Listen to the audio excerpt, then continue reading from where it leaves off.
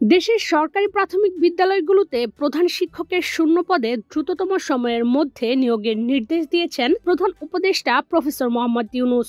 14 জুলাই সোমবার বিকেলে রাষ্ট্রীয় অতিথি ভবন যমুনায় এক বৈঠকে এ নির্দেশ দেন তিনি।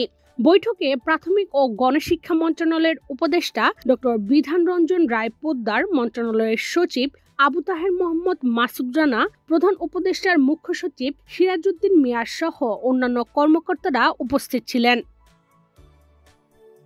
বৈঠকে প্রধান উপদেষ্টা সরকারি প্রাথমিক বিদ্যালয়ের শিক্ষার মান সম্পর্কে এবং কোন স্কুলগুলো ভালো করছে সে ব্যাপারে মূল্যায়ন জানতে চান। এ সময় উপদেষ্টা বিধান রঞ্জন রায় জানান, দেশের 32,000 প্রাথমিক বিদ্যালয়ের প্রধান শিক্ষক পদ বর্তমানে শূন্য রয়েছে। এ বিষয়ে দ্রুত ব্যবস্থা নেওয়ার প্রক্রিয়া চলমান রয়েছে। উপদেষ্টা বলেন, প্রাথমিক শিক্ষা ক্ষেত্রে অবকাঠামো উন্নয়নের জন্য অনেক অর্থ ব্যয় হয়েছে, কিন্তু মূল যে উদ্দেশ্য শিক্ষার মান বৃদ্ধির ক্ষেত্রে উন্নতি হয়নি। বান্ডেল থাকলে প্রতি সেনমানিতে টাকা বাঁচবে। বিকাশ সেনমানি বান্ডেল কিনে জিতুন প্রতি লেনদেনে।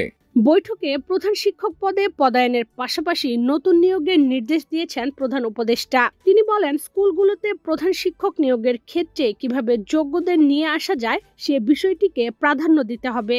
কয়েকটি ক্যাটাগরি করে দিতে হবে। বহু বছর ধরে যারা শিক্ষকতা করে আসছেন অভিজ্ঞ তাদের প্রাধান্য দিতে হবে। এর পাশাপাশি তরুণদেরও প্রধান শিক্ষক হিসেবে নিয়োগের জন্য সুযোগ দিতে হবে। এই নিয়োগ প্রক্রিয়াটি সুষ্ঠুভাবে সম্পন্ন করতে হবে।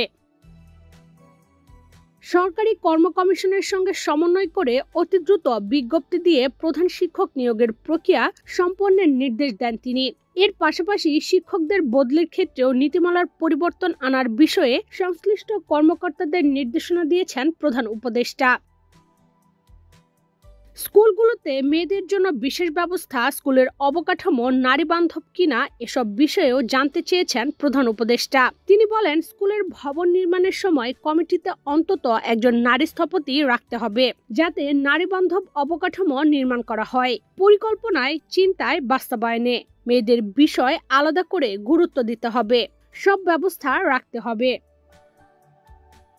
এছাড়া দেশের সকল প্রাথমিক স্কুলকে ধারাবাহিকভাবে ইন্টারনেট সংযোগ ও মাল্টিমিডিয়া শ্রেণীকক্ষ তৈরির বিষয়েও জোর দেন প্রধান উপদেষ্টা প্রফেসর মোহাম্মদ ইউনূস।